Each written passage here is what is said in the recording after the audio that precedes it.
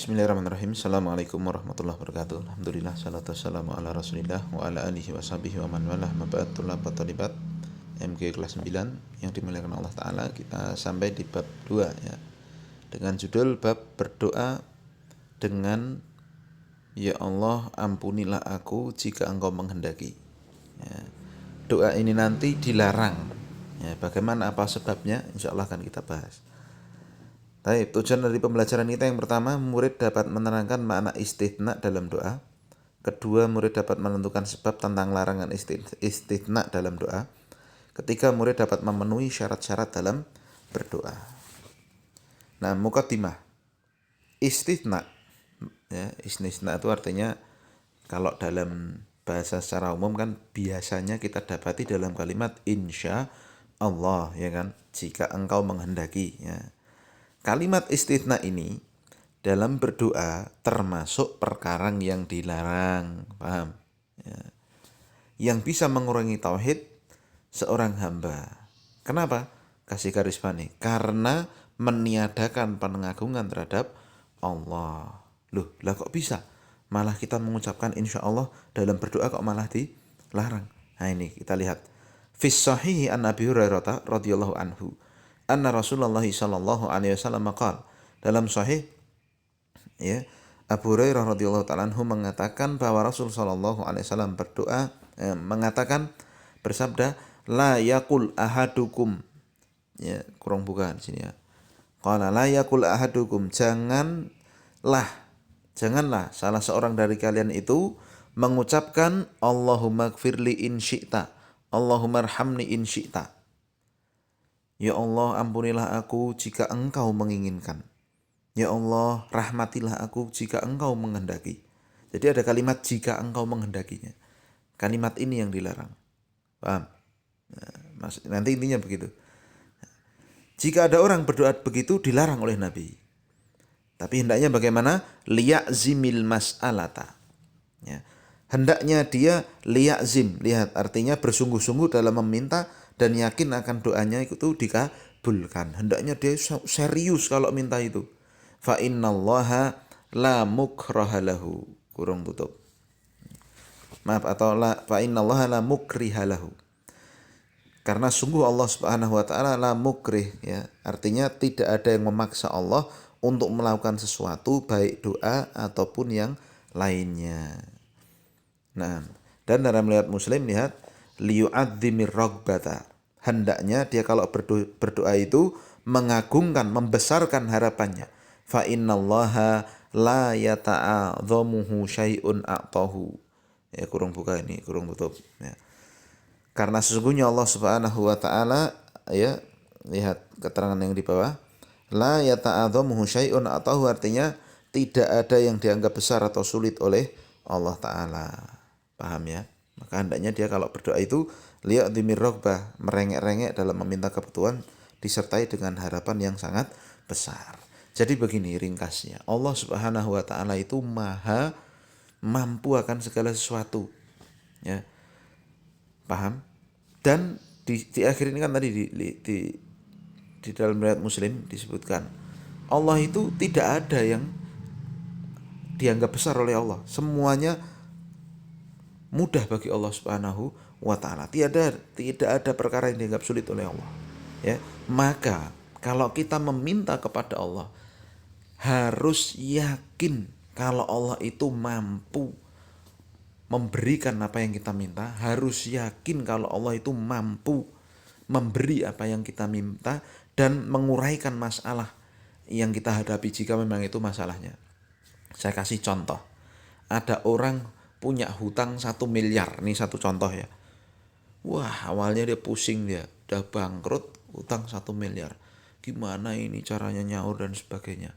Nah, maka menurut hadis ini ya, konsekuensi dari hadis ini, kita yakin 100% 1 miliar itu kalau di hadapan kita mungkin uang yang banyak.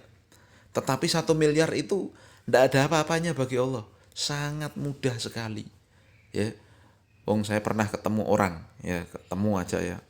Dia pakai cincin akik itu katanya. Kata dia akik itu 1 miliar. Padahal ya akik itu kan berasal dari batu ya. dalam tanah dan sebagainya mungkin dicari. Nah, itu betapa banyak batu-batu seperti itu. Berarti misalkan ada orang punya 1 miliar itu sangat remeh sekali bagi Allah, sangat mudah sekali. Ya, betapa banyak batu akik di muka bumi ini misalkan. Ya, nanti sama ada orang ya misalkan pengusaha lebih gede lagi, utangnya 500 miliar. Ya, atau janganlah 500 miliar, 1 triliun utangnya. Misal ya. Antum tahu semen ya. Tiap hari diambil buat ngecor di mana-mana, ya enggak? Berapa triliun itu tiap hari yang dikeluarkan. Paham itu?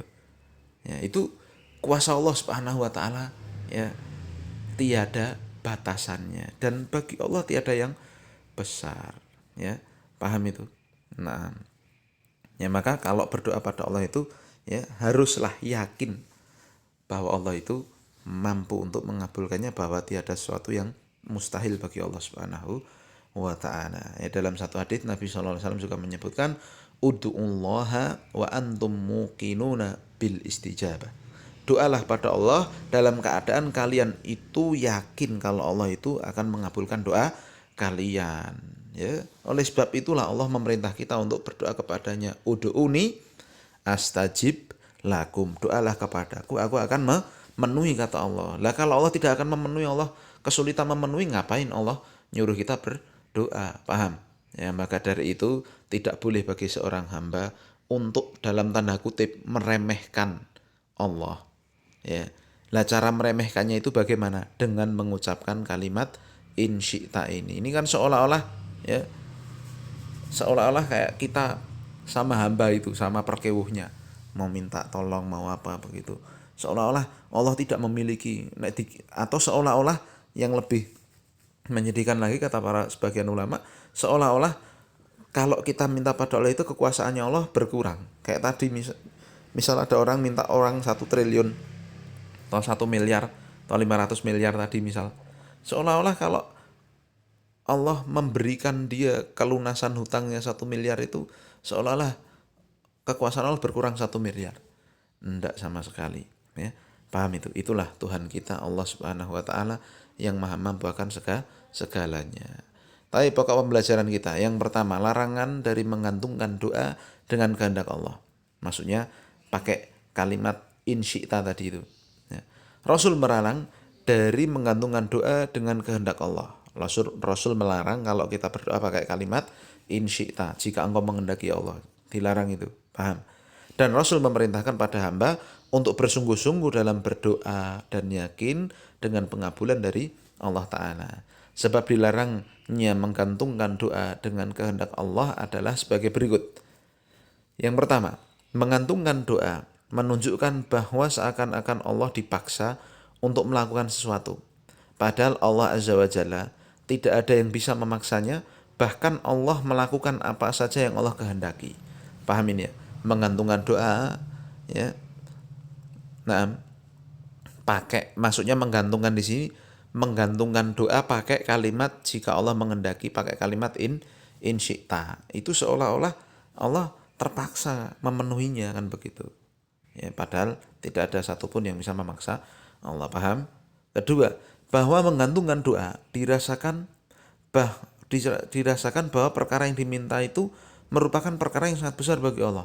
Padahal tidak ada satupun yang dianggap besar di hadapan Allah Ta'ala. Tadi yang saya ceritakan, seolah-olah duit 1 miliar itu besar di hadapan Allah. Tapi ternyata sangat mudah di hadapan Allah.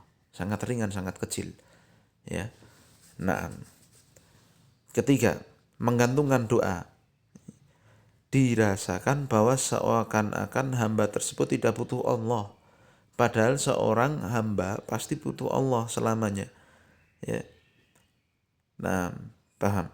Sedangkan Allah adalah Al-Ghaniyul Hamid, tidak butuh sedikit pun terhadap hambanya, dan Allah itu maha terpuji. Jadi kan kalau seolah-olah, ya Allah berikan aku begini ya Allah jika engkau menghendaki. Seolah-olah dia itu nanti kalau Allah nggak ngasih ya pinjam ke orang lain lah begitu. Sama kan kayak kita, aku pinjam bukumu dong kalau boleh. Kalau ada kalimat kalau boleh, berarti itu kan ada kemungkinan. Kalau nggak boleh pinjam sama si A, ya nanti pinjam sama si B. Nah, paham kan? Nah, kita nggak boleh meremehkan Allah seperti itu. Paham? Ya, maka itu kita wajib ya untuk berdoa dengan penuh keyakinan bahwa Allah akan mengabulkannya. 2. Contoh bentuk menggantungkan doa dengan kehendak. Beredar di lisan sebagian manusia menggantungkan doa dengan kehendak Allah. Seperti ucapan, ya Allah berikan petunjuk padaku kalau engkau menghendaki. Atau ucapan, ya Allah jadikan dia dalam timbangan amal kebaikanku kalau engkau menghendaki. Jadi ada kalimat kalau menghendakinya. Dan yang semisalnya. Semua itu merupakan perkara yang dilarang yang bisa mengurangi tauhid seorang hamba. Adapun ucapan Nabi kepada yang sakit, la ba'sa tahurun insyaallah. Nah, sekarang kalau ada yang masih bingung ya, kan dalam doa ada yang kalimat insya Allah. Lihat ini, seperti kalau kita mengunjungi orang sakit, doanya kan ini, la ba'sa tahurun insya Allah. Maknanya apa ini? Lihat ini, ucapan beliau ini dalam konteks berita, bukan doa. Sebab sesungguhnya doa harus dengan sungguh-sungguh dalam melakukannya. Dan sesungguhnya wajib bagi setiap hamba untuk tidak menggantungkan doa dengan kehendak Allah. Karena hal tersebut menghilangkan sikap pengagungan terhadap Allah. Paham ya? Ini sekali lagi, kalau yang kaitannya dengan ini berita, bukan doa. Ya, bahkan ini dalam bahasa Arab namanya al-fa'lu, pengoptimisan. Wah, orang baru sakit kan bawaannya pesimis kan, wah nggak enak makan, nggak enak badan dan sebagainya. Maka yang ngunjungin dia tuh memberi optimisme, rapopo insya Allah ndang mari. Berarti kan begitu dalam bahasa Jawanya. Ya, nggak apa-apa insya Allah akan sembuh, insya Allah kan begitu. Jadi dia memberikan optimisme dalam ucapan tersebut. Paham ya? Baik, selesai pembelajaran kita. Ya, ada 2 tugas, silahkan dikerjakan ya. Di satu kertas dan dalilnya dihafalkan. Ini nih ya. Dalil ini nih. Ya, 2 riwayat ini dihafalkan. Nanti insya Allah akan kita tagih pada saatnya. Subhanakallahumma wa bihamdika asyhadu an la ilaha illa anta astaghfiruka wa atubu ilaik. Assalamualaikum warahmatullahi wabarakatuh.